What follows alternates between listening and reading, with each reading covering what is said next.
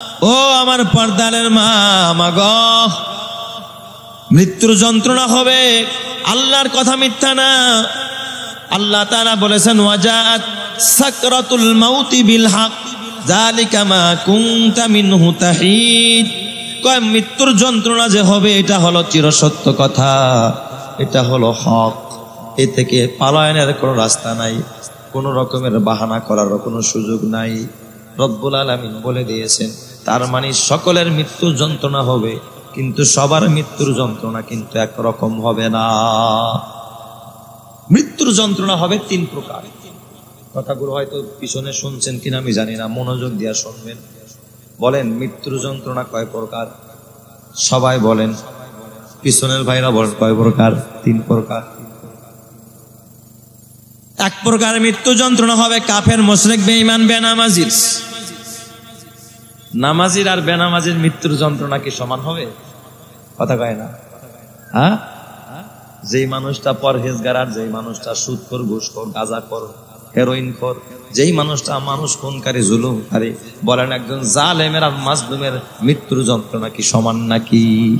কখনো সমান হবে না।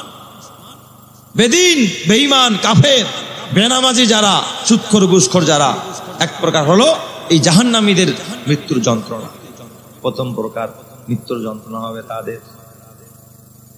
দুই নাম্বার জান্নাতি মানুষের মৃত্যুর যন্ত্রণা, ঈমানদার নামাজি মানুষের মৃত্যুর যন্ত্রণা।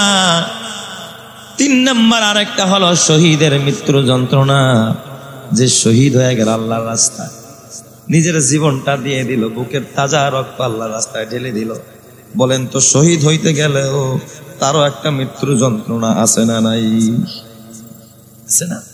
গুলিবিদ্ধ হয়ে মারা গেছে দিন কায়েম করতে গিয়ে, ইসলামের জন্য, কোরআনের জন্য। এই শহীদেরও একটা মৃত্যুর যন্ত্রণা আছে, কিন্তু সকলের মৃত্যুর যন্ত্রণা কিন্তু সমান না। তার মৃত্যুর যন্ত্রণা কয় প্রকার? সবাই বলেন। প্রথম নাম্বার বেঈমানের মৃত্যুর যন্ত্রণা। শুধু বেঈমান না, বেনামাজি যারা জাহান্নামে যাবে আর কি। ইমানদার হয়েও যদি কেউ বেনামাজি হয়, সুদখোর হয়, ঘুষখোর হয়, হারাম পথে চলে, হারাম খায়, যেই মানুষটা জাহান্নামে যাওয়ার উপযুক্ত হয়ে গেছে, জাহান্নামীর জানজন যখন কবজ করা হবে, হাদিস শরীফের মধ্যে আসছে হযরতে মালাকুল মাউত আজরাইল আলাইহিস সালাম একা একা কখনো জান কবজ করতে আসে না। একজন বেনামাজি, একজন বেঈমানের জান যখন কবজ করার জন্য হযরতে আজরাইল আলাইহিস সালাম আগমন করবেন, একা একা আসবে না, হাজার হাজার ফেরেশতা নিয়ে আগমন করবে। তবে আজরাইল ভয়ঙ্কর রূপ ধরে আসবে। ফেরেশতা সব রকমের রূপ ধরতে পারে। ফেরেশতা কিন্তু নূরের তৈরি। ফেরেশতা কিসের তৈরি? নূরের তৈরি। জিসমুন নূরিয়ুন ইয়াতাশাক্কালু বিআশকালিন মুখতালিফা। এটা এমন এক জাতি যাদেরকে আল্লাহ তাআলা নূর দিয়া বানাইছে। এরা বিভিন্ন বস্তুর আকৃতি তারা ধারণ করতে পারে। এরা হলো কি? ফেরেশতা। দানবের আকৃতি ধরতে পারে, মানবের আকৃতি ধরতে পারে, সাপের আকৃতি ধরতে পারে, বাতাসের আকৃতি ধরতে পারে, পাহাড়ের আকৃতি ধরতে পারে, আসমানের আকৃতি ধরতে পারে, জমিনের আকৃতি ধরতে পারে, ভয়ঙ্কর রূপ ধরতে পারে, আবার স্বাভাবিক একজন আল্লাহওয়ালা মানুষের রূপ এরা ধারণ করতে পারে। সুবহানাল্লাহ। এই জাহান্নামী যেই বৎকার, তার জানটা কবজ করতে যখন আজরাইল আসবে হাজার হাজার ফেরেশতা নিয়া, প্রত্যেকটা ফেরেশতার এই আকৃতি হবে ভয়ঙ্কর। আজরাইল আইসা ডাক দিয়া বলবে, ইয়া আইয়াতুহান নাফসুল খাবিসা, এই নাপাক আত্মা। ধমক দিয়া বলবে, ইয়া আইয়াতুহান নাফসুল খাবিসা, এ নাপাক আত্মা, এ অপবিত্র আত্মা, উখরুজি উখরুজি ইলা গদাবিল্লাহ, তাড়াতাড়ি বের হ, আল্লাহর গজবের দিকে বের হ, আল্লাহর গোসার দিকে বের হ, জাহান্নামের দিকে বের হ। এইভাবে যখন ডাক দিবে, আত্মাটা তখন পালানোর চেষ্টা করবে, আত্মাটা বের হতে চাবে না। হাদিস শরীফের মধ্যে আসছে, নবীজি বলেন আত্মাটা তখন প্রতিটা লোমের গোড়ায় গোড়ায় গিয়া পালানোর চেষ্টা করবে। প্রতিটা লোমের গোড়ায় গোড়ায় গিয়া কি করবে? আত্মাটা পালানোর চেষ্টা করবে, দেখি কোনো রাস্তা পাই কিনা। সব লোমের গোড়া দেখবেন মানুষের ঘাম বের হয় কোন দিক দিয়া বলেন তো? লোমের গোড়া দিয়া। ও প্রত্যেকটা লোমের গোড়ায় গোড়ায় গিয়া পালানোর চেষ্টা করবে। আজরাইল আলাইহিস সালাম সাথ দিবে না। আজরাইল দেখবে আত্মা বের হতে চায় না, আত্মা খালি পালাইতে যায়, আত্মা খালি এদিকে পালায় ওদিকে পালায়, বের হতে চায় না। হাদিস শরীফের মধ্যে আজরাইল আলাইহিস সালাম তখন ওর পায়ের গোড়ালিটা একটু চাপ দিবে। কোন জায়গায় চাপ দিবে? হাদিসের মধ্যে আসছে পায়ের গোড়ালিতে চাপ। এই যে পায়ের যে গোছাট আছে গোড়ালির মধ্যে চাপ দিবে। একটা চাপ দেওয়ার কারণে মনে হবে ওর কাছে মনে হয় যেন 7 আসমান 7 জমিন পৃথিবীর যত পাহাড় পর্বত আছে সবগুলাই না ওর উপরে ফালায় দেওয়া হচ্ছে। এ বাবা, আসমান জমিন লৌহ কলম পাহাড় পর্বত সব যদি একটা মানুষের উপরে ফালাইলে যতটা কষ্ট হবে, আজরাইলের চাপ দেওয়ার কারণে ওর এতটা কষ্ট। মুখ আওড়া যাবে, শরীর থেকে ঘাম বের হবে, শরীরে কম্পন আরম্ভ হয়ে যাবে। দেখবেন এরকম কাঁপতে থাকে, লাফাইতে থাকে, হাত লাফায়, পাও লাফায়। আজরাইল যখন একটা চাপ মারবে, আল্লাহর নবী বলে ওই সময় ওর হালাতটা কেমন হবে? এই জান কবজটা কতটা কষ্টের হবে। একটা জীবন্ত ছাগলের চামড়া জবাই দেওয়া ছাড়া, নিস্তেজ করা ছাড়া, জীবন্ত একটা ছাগলের চামড়া ছিললে এই ছাগলের যত কষ্ট হবে এর চাইতেও কোটি কোটি গুণ বেশি ওই বৎকারের আত্মা বের করার সময় তার কষ্ট হবে। আল্লাহ, তুমি ওই মরণের যন্ত্রণা, মৃত্যুর যন্ত্রণা থেকে তুমি আমাদেরকে হেফাজত করো। চিল্লায় বলি আমিন, আরো জোরে বলি আমিন। আরো বেশি যন্ত্রণা হবে এই আত্মা, পাপীর আত্মা বের করার সময়। ধমক দিয়ে আত্মাটা বের করে নিবে। আত্মা বের করার পর সব ফেরেশতারা দেখবে দুর্গন্ধ বের হয়ে গেছে। আত্মা থেকে দুর্গন্ধ কয়, এই দুর্গন্ধযুক্ত ময়লা পচা গান্দা একটা আত্মা ওই ময়লাযুক্ত বস্তার মধ্যে যখন ঢুকাবে, ঢুকায় ওরা রওনা করবে আসমানের দিকে। ফেরেশতারা প্রায় হাজার হাজার ফেরেশতারা আজরাইল আলাইহিস সালাম সহ আত্মাটা নিয়ে যখন আসমানের দিকে রওনা করবে, প্রথম আসমানের প্রহরীরা বলবে এটা কার আত্মা, এত দুর্গন্ধ কেন? কয় অমুকের আত্মা। কয় খবরদার খবরদার, এই আত্মা নিয়ে আর উপরে উঠো না, দুর্গন্ধ আসমান ভরে গেছে। এই জাহান্নামের আত্মা এখান থেকে সরায় নিয়ে যাও। 7 তবক জমিনের নিচে সিজ্জিন আছে, এই সিজ্জিনের ভিতরে তার আমলনামাটা ওখানে নিয়ে যাও। ওখানে নিয়ে তার আমলনামাটা সিজ্জিনের মধ্যে লেখায়া দাও। আল্লাহর কোরআন বলে ওয়া ইন্নাল ফুজ্জারা ওয়া ইন্না কিতাবাল ফুজ্জারা লাফি সিজ্জিন। ফুজ্জার পাপী যারা, তাদের আমলনামা আল্লাহ তাআলা লিপিবদ্ধ করে রাখবেন সিজ্জিনের ভিতরে। আর আবরার যারা, ওয়া ইন্না কিতাবাল আবরারা লাফি ইল্লিন। আর ইমানদারের আমলনামা, ইমানদারের কিতাব, ইমানদারের নেক আমল, এগুলো সব আল্লাহ তাআলা 7 আসমানের উপরে ইল্লিয়িন নামক জায়গার মধ্যে আল্লাহ তাআলা সংরক্ষণ করবে। চিৎকার মেরে কন্না আল্লাহু আকবার। ওরে মরণ থেকে যতই পালাও, মরণ থেকে যতই পালাও, মরণ তোমায় লইবে ঘিরি। যদিও সুদূর আকাশ পানে পালাও সেথায় লাগিয়ে সিঁড়ি। কোনো বাঁচার রাস্তা নাই। ভ্যাকসিন দিয়েও এই মৃত্যুর যন্ত্রণা থেকে রেহাই পাওয়ার কোনো সুযোগ। এ আমার বাবা, আর কত নামাজ ছাড়বা, আর কত সুদ খাইবা, আর কত ঘুষ খাইবা? ওর আমল নামাটা সিজ্জিনের ভিতরে ঢুকানোর পর আল্লাহ তাআলা অর্ডার করবে, এ ফেরেশতারা, এই নাপাক আত্মা এই বস্তা থেকে বের করিস না, নিয়ে যা, নিয়ে যা। ওর লাশটা, ওর বডিটা যেই কবরের মধ্যে দাফন করা হয়েছে, এই আত্মাটা ওই বডির মধ্যে নিয়ে ঢুকায়া দে। এবার যখন ওই আত্মাটা সিজ্জিনের ভিতরে ওর আমলনামা ঢুকায়া দেওয়ার পরে আত্মাটাকে আলাদা করে যখন কবরের মধ্যে দেয় না, আবার ওই মৃত দেহের মধ্যে যখন ঢুকায়া দিবে, ঢুকায়া দেওয়ার পর আল্লাহ তাআলা ওরে জিন্দা বানায়া ওই জায়গার মধ্যে মুনকার নাকির ফেরেশতা পাঠায়া দিবে। ফেরেশতা ঈসা ওরে জিজ্ঞাসা করবে, মার রব্বুকা, এই বেটা, এই বল তোর রবকে। ও তখন এক কথাই বলবে, হা হা লা আদরি, আমি জানি না আমার রবকে। এই দুনিয়াতে রবের নিয়ামত ভোগ করে যারা রব চেনে না, যারা আল্লাহ চিনে না, বলেন তো এদের মতো নিমক হারাম, এদের মতো নাফরমান আর কেউ হতে পারে না। জিজ্ঞাসা করবে আমার দিন উকা, তোর দিন কি, এই তোর ধর্ম কি বল। ও যদি ধর্মের কথা বলতে পারবে না, হা হা লা আদরি বলবে, ওমান হাদার রজুল, এই ব্যক্তিটাকে, আমার নবীজির দিকে ইশারা করে বলবে এই ব্যক্তিটাকে, হা হা লা আদরি, কিছুই জানি না, হায় কিছুই জানি না। তখন আল্লাহ তাআলা অর্ডার করবে ফেরেশতাদেরকে, আফরিসুহু মিনান নার, এই বান্দার জন্য এই কবরের মধ্যে জাহান্নামের বিছানা বিছায়া দাও। 4 প্রকারের শাস্তি নগদ আরম্ভ হয়ে যাবে।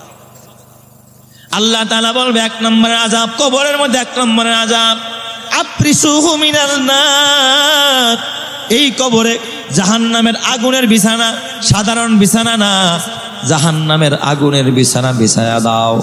জাহান্নামের আগুনের বিছানা বিছায়া দেওয়া হবে।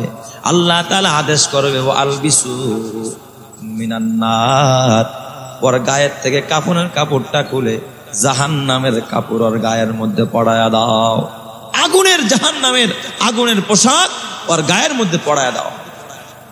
এরপর আল্লাহ তাআলা আদেশ করবে, অত্তাহু লাহু বাবান ইলান নার, ওই জাহান্নামের সাথে আর কবরের সাথে রাস্তাটা খুলে দাও। জাহান্নাম থেকে উত্তাপ আসুক, জাহান্নামের আযাব আসুক, ধোঁয়া আসুক, গন্ধ আসুক, ও মজা নে কবরের মধ্যে বৈশা বুঝুক কি পরিমাণ শাস্তি জাহান্নামের ভিতর। জাহান্নামের সাথে ওই কবরের সাথে একটা কালেকশন শুরু হয়ে যাবে, যোগাযোগ ব্যবস্থা করে দিবে। এরপর আল্লাহ তাআলা বলবে, ওর কবরের মাটি 2 পাশ থেকে চাপ দেওয়া আরম্ভ করো, এটা হবে আরেকটা শাস্তি। কবরের মাটি 2 দিক থেকে তারা এমন ভাবে চাপ দিবে, 1 পাজরের হাত, এই যে 1 আঙ্গুল, 1 হাতের আঙ্গুল যেমন আরেক হাতের মধ্যে ঢুকে যায়, 1 পাজরের হার আরেক পাজরের মধ্যে এমনি ঢুকে যাবে। 5 নম্বর আরেকটা শাস্তি হবে, আল্লাহ তাআলা সাপ পাঠাবে, সাপ বিচ্ছু পাঠায় দিবে, বিশাল বড় বড় সাপ আইসা কবরের মধ্যে ধ্বংসন আরম্ভ করবে, আর ও চিৎকার মারতে থাকবে। 5 নম্বর 6 নম্বর আরেকটা শাস্তি হবে, বিশাল অন্ধ ফেরেশতা, যেই ফেরেশতা চোখে দেখে না, কানেও শোনে না, বোবা বধির অন্ধ, এমন এক ফেরেশতার হাতে বড় একটা হাতুড়ি দিয়া বলবে ওর মাথার মধ্যে আঘাত করতে থাকো। ওই কবরের মধ্যে এই ফেরেশতা তাকে এই রকমের বড় হাতুড়ি, কবর আযাব দেখতে পায়, পশুরা চিৎকার শুনতে পায়। এ মুসলমান, ওই কবর আযাব বড় ভয়ঙ্কর আযাব। তাহলে 1ম প্রকারের মৃত্যুর যন্ত্রণা হবে বৎকারের, কত বড় ভয়ঙ্কর আযাব। আর 2 নম্বরের ইমানদার যারা, ইমানদারেরও কিন্তু মৃত্যুর সময় মৃত্যুর যন্ত্রণা হবে। তবে জাহান্নামীদের মতো ইমানদারের এতটা ভয়ঙ্কর যন্ত্রণা আর মৃত্যুর সময় হবে না। আল্লাহ তাআলা ইমানদারদেরকে ইমানের বদৌলতে, জান্নাতি হওয়ার বদৌলতে, আল্লাহর বন্ধু হওয়ার বদৌলতে আল্লাহ তাআলা তাদের শাস্তিটাকে আরেকটু লাঘব করে দিবে, আল্লাহ যন্ত্রণাটা একটু কমায়া দিবে। চিৎকার মেরে কন্না আল্লাহু আকবার। ইমানদারের জান যখন কবজ হবে, 2 প্রকার, 2 নম্বরের মৃত্যুর যন্ত্রণা। আল্লাহ তাআলার নবী বলেন, আজরাইল মালাকুল মাউত একা একা আসবে না, হাজার হাজার ফেরেশতাদের দল নিয়ে আসবে। কিন্তু এবার রহমতের ফেরেশতা, রহমতের রূপ ধরা সব ফেরেশতা নিয়ে আগমন করবে। ফেরেশতাদের শরীর থেকে সুগন্ধি বের হয়ে যাবে, তাদের সাথে থাকবে জান্নাতি রেশমি রুমাল। সুবহানাল্লাহ। জান্নাত থেকে রেশমের সাদা ধবধবে কাপড় নিয়ে আসবে এর আত্মাটাকে বহন করে নেওয়ার জন্য। সুবহানাল্লাহ, জোরে কোন সময়। জান্নাত থেকে সাদা রেশমি কাপড় নিয়ে ইমানদারের আত্মা কবজ করবে। আজরাইল আলাইহিস সালাম, মালাকুল মাউত আইসা প্রথমেই তারা সালাম দিবে, সালামুন আলাইকুম তিবতুম ফাদখুলুহা খালিদিন, সালাম দেয়া দিবে। এই আত্মা, এই বান্দাটা মুমূর্ষ রোগী, তাকে সালাম দেবে। ইমানদারের জান দেখেন কেমনে কবজ হয়। ইমানদারের প্রথমে আজরাইল সালাম দিবে। সালাম দেওয়ার পর এই জন্য আল্লাহ তাআলা ইমানদার বান্দা যারা, ইমানদার বান্দি যারা, ওই যে 40 দিন আগে যখন আজরাইল সতর্ক করে 3 দিন আগে যখন সতর্ক করে, ওর যত মৃত্যুর সময় গণায় আসে দেখবেন ও ভালো কাজ বেশি করা আরম্ভ করে দেয়, ও নেক কাজ বেশি আরম্ভ করে দেয়। এমন সময় হয় যে সেজদারত অবস্থায় ওর জানটা কবজ হয়ে যায়। চিৎকার মেরে কন্যা আল্লাহু আকবার। সেজদারত অবস্থা আল্লাহ তাআলা কি দিয়ে দেয়? মরণ দিয়ে। আজরাইল আলাইহিস সালাম সালাম দিবে, সালাম দিয়ে আইসা এবার আজরাইল ডাক দিবে, ইয়া আইয়াতুহান নাফসুল হামিদা, এ প্রশংসিত আত্মা। অন্য আয়াতের মধ্যে আসছে ইয়া আইয়াতুহান নাফসুত তাইয়্যিবা, এ পবিত্র আত্মা, উখরুজি ইলা মাগফিরাতিম মিনাল্লাহ, বের হ তোর রবের ক্ষমার দিকে বের হ, ওয়া রাহমাতিহি ওয়া রিদওয়ানিহি, তোর রবের সন্তুষ্টির দিকে বের হ, তাড়াতাড়ি আয়। ইমানদারের আত্মাকে যখন এইভাবে সালাম দিয়া ডাকা আরম্ভ করবে, ইমানদারের আত্মাটা কিভাবে বের হবে? হাদিস শরীফের মধ্যে আসছে, ওই বান্দাটা আস্তে করে টান করে এরপরে স্বাভাবিক হালাতে শুয়ে পড়বে। দেখবেন আটার খামিরা বানাইলে ওই আটার ভিতরে যদি কোনো চুল থাকে, চুলটা যেমন আস্তে আস্তে করে টান দিলে আটার খামিরা থেকে বের হয়ে যায়, ঠিক এইভাবে করে ইমানদারের আত্মাটা তার দেহ থেকে আস্তে আস্তে করে বের হবে। কিন্তু তারও মৃত্যুর যন্ত্রণা হবে। এই যন্ত্রণায় বেশিরভাগ টাইম দেখবেন ইমানদারের অন্য কোনো জায়গায় যন্ত্রণা হবে না, হাত পা দাপাবে না, মুখ বাঁকা হবে না, শুধুমাত্র ইমানদারের কপালটা, পেশানিটা একটু ঘামায়া যাবে। এই পেশানিটা একটু কি হবে? ঘামায়া যাবে। এটাও একটা মৃত্যুর যন্ত্রণা। মরণের যন্ত্রণা হালকা কিছু আছে, ইমানদারের পেশানি ঘামাবে। আমার নবীর মৃত্যুর যন্ত্রণা হয়েছে, অথচ আমার নবীর থেকে দামি কোনো নবী নাই, আমার নবীর থেকে সেরা কোনো নবী নাই, আমার নবীর থেকে দামি কোনো মানুষ নাই। মা আয়েশা সিদ্দিকা রাদিয়াল্লাহু তাআলা আনহা বলেন, আল্লাহর নবীর যখন মুমূর্ষ অবস্থায়, নবীজি যখন সাকরাতুল মাউত শুরু হয়ে গেছে, নবীজি শুয়ে পড়ছেন, মা আয়েশার ইশারা দিয়া বললেন একটু পাত্রের মধ্যে পানি দাও। মা আয়েশা একটা পেয়ালার মধ্যে পানি নিয়ে নবীজির পাশে বসা। নবীজি এ বাবা হায় হুতাশ করতেছে, নবীজির শরীরটা ঘেমে যাচ্ছে, মাথা ঘেমে যাচ্ছে, নবীর চেহারা থেকে গাম বেয়ে বেয়ে পড়ছে। মা আয়েশা ওই পানির পেয়ালার মধ্যে হাতটা ভিজায়া, ভিজা হাত নবীর মাথার মধ্যে দেওয়া আরম্ভ করছে, ভিজা হাতটা নবীর মাথার মধ্যে দিতেছে। আর নবীজি তখন ডাক দিয়া বলতেছে, আল্লাহকে ডাক দিয়া বলে, ইয়া ওয়াইলাতা, আল্লাহ তাআলাকে ডাক দিয়া বলে, আল্লাহ ইন্না লিল মাউতি সাকরাত, নিশ্চয় মরণের বড় যন্ত্রণা, মরণের যন্ত্রণা বড় ভয়ঙ্কর। নবীজি বারবার এই কথাটা বলতেছেন, ইন্না লিল মাউতি সাকরাত, নিশ্চয় মরণের যন্ত্রণা বড় কঠিন যন্ত্রণা। এইভাবে নবীজির মাথার মধ্যে পানি দিয়া দিয়া বারবার কপালের মধ্যে হাত দিতেছিলেন, ভিজাইতেছিলেন। নবীর গোটা দেহটা যেন আগুনের মতো গরম হয়ে গেছে। তার মানে বোঝা গেল ইমানদারের রুহ কবজের সময়ও বাবা যন্ত্রণা হয়। এই জন্য আল্লাহর কোরআন বলে, ওয়াজাত সাকরাতুল মাউতি বিল হক, মরণের যন্ত্রণা যে হবে এ থেকে বাঁচার কোনো রাস্তা ইমানদার তোমারও নাই। আরেকটা হলো শহীদের মৃত্যুর যন্ত্রণা। যে শহীদ হয়ে যায়, শহীদ কিন্তু ঘরে বসে শহীদ হয় নাকি? রাজপথে গিয়া শহীদ হয়, জিহাদের ময়দানে গিয়া শহীদ হয়, দিনের জন্য কল্লা দিয়ে দেয়, তীর বসায়, বর্ষা বসায়, গর্দান কাটে, ফাঁসির কাস্টে ঝুলায়। শহীদের মৃত্যুর যন্ত্রণা কেমন হবে? হাদিস শরীফের মধ্যে আসছে একজন শহীদের মৃত্যুর যন্ত্রণা কেমন হবে। হাত দিয়া যদি কেউ কারো শরীরে একটু চিমটি কাটে, চিমটি কাটলে যতটুকু যন্ত্রণা হবে, যতটুকু ব্যথা হবে, আল্লাহর নবী বলেছেন একজন শহীদের মৃত্যুর যন্ত্রণা এর থেকে এক চুল আর এক জাররা পরিমাণ বেশি হবে না। চিৎকার মেরে কন্যা আল্লাহু আকবার।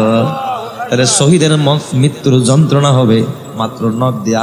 এই হাতের মধ্যে একটু চিমটি কাটলে যতটুকু ব্যথা হয়, একজন শহীদ ততটুকু ব্যথা পাবে। এটা হবে তার যন্ত্রণা। কিন্তু বাবা বদকার হয়ে যদি মরস, বাঁচার কোনো রাস্তা থাকবে না রে বাবা, কবরে যেতে হবে খবরদার। এই জন্য এখন থেকে পণ কর, আর জীবনে নামাজ ছাড়বো না, এখন থেকে পণ করা দরকার। কিয়ামতের ময়দানে বিচার হওয়ার পরে জান্নাতীরা যখন জান্নাতে যাবে, জাহান্নামীরা যখন জাহান্নামে যাবে, পরস্পরে জান্নাতি আর জাহান্নামীরা কথোপকথন করবে, এরা পরস্পরে কথা বলবে। দেখবেন আমাদের দেশের পরীক্ষার্থীরা যখন রেজাল্ট বের হয়, এক স্কুলের পরীক্ষার্থী আরেক স্কুলের ছাত্রছাত্রীদের সাথে কথা কয়, বলে কি বলে না?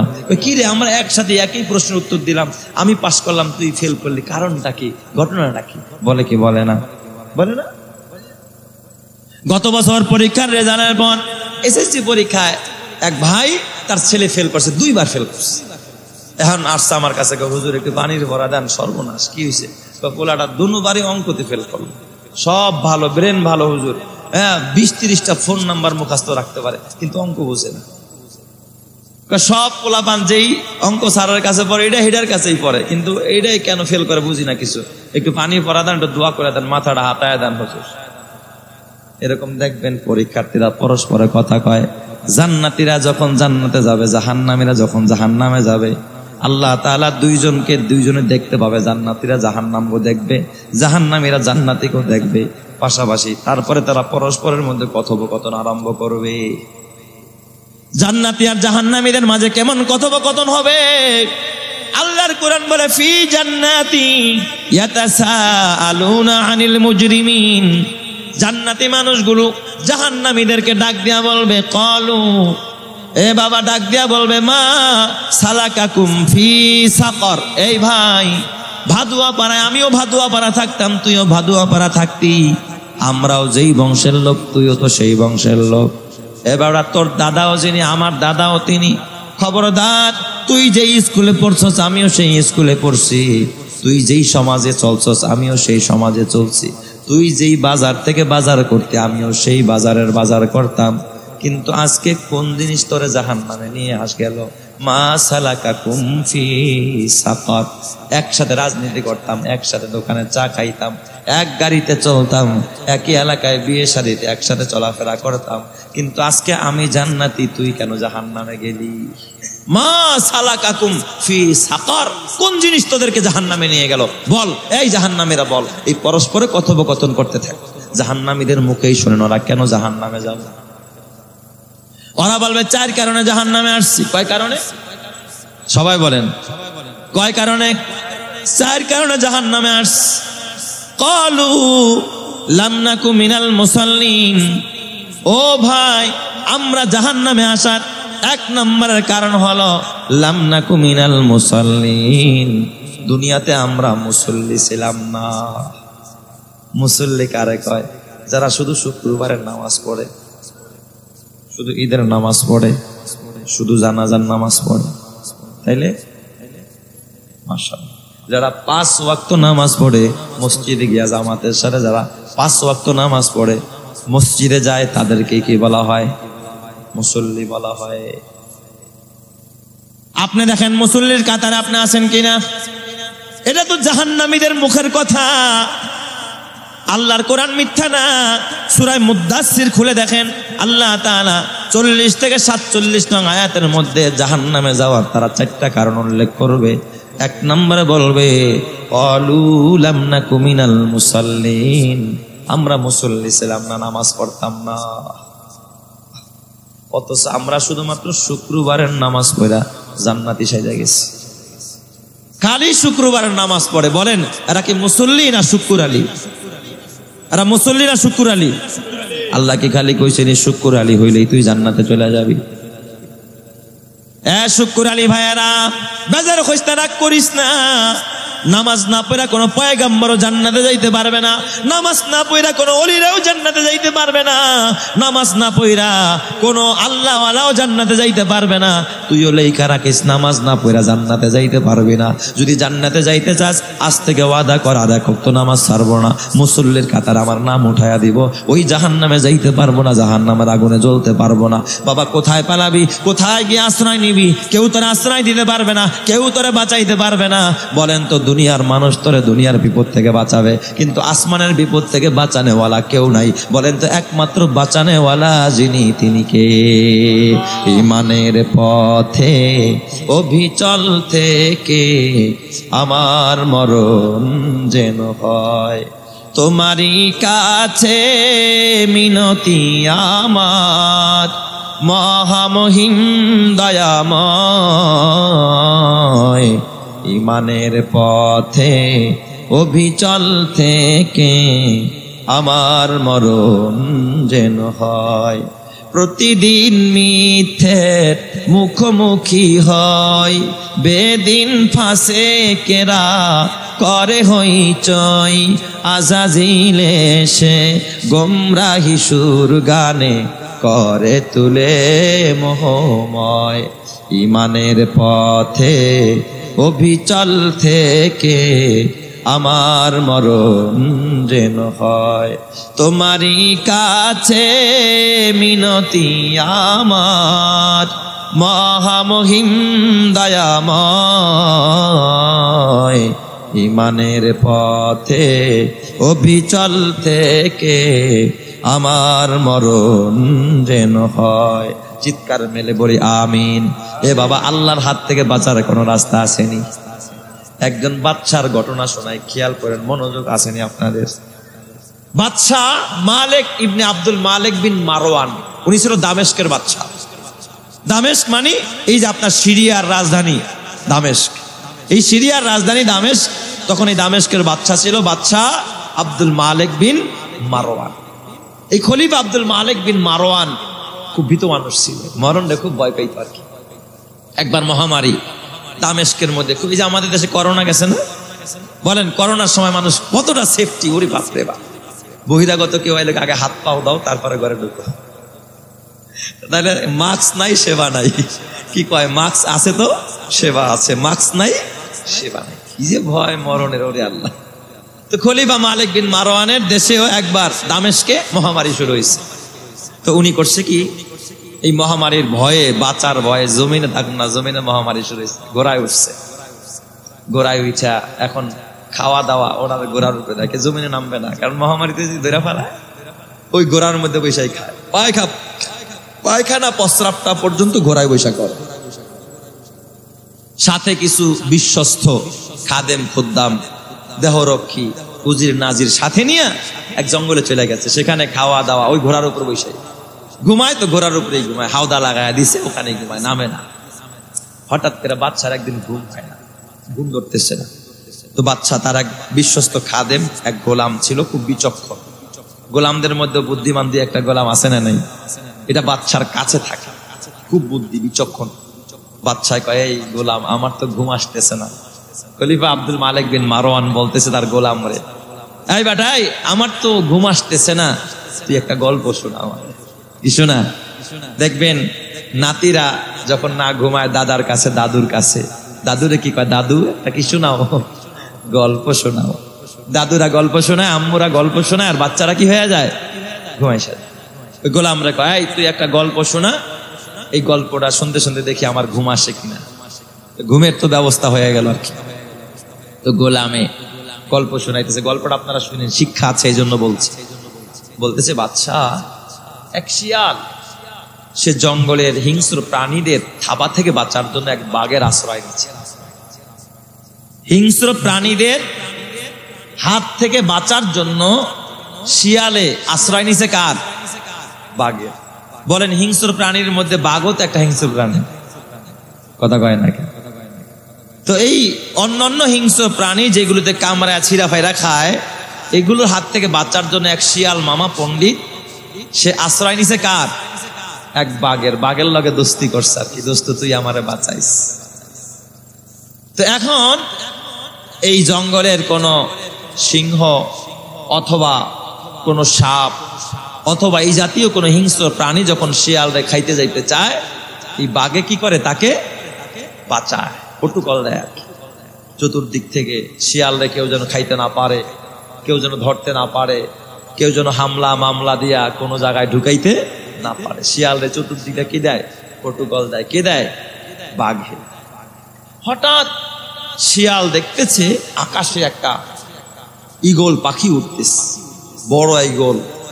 এই ঈগল সে তা পেতে আছে, কখন জানি শিয়াল মামারে ধরে নিয়ে যাবে। এখন শিয়ালের তো চিন্তা যে আমার তো প্রটোকল দেওয়ার মতো একজন কে আছে, বাঘ মামা আছে, আসুক পরে ভয় পাই না, ও আসলেই আমারে বাঘে কি করবে, আমাকে বাঁচাবে। ইগল করছে কি, ফাঁক পেয়ে উৎপেতে হঠাৎ করে সোমাইরা শিয়ালটাকে নিয়ে উপরে চলে যাচ্ছে। এখন শিয়াল ডাকে, মামা বাঘ, ও মামা শিয়াল, বাঘ মামা তুমি, আমি তো ভাবছিলাম তুমি আমার ইগলের হাত থেকেও বাঁচাইবা, কই তুমি তো আমারে বাঁচাইতে পারলা না মামা, তাড়াতাড়ি আমারে বাঁচাও বাঁচাও বাঁচাও।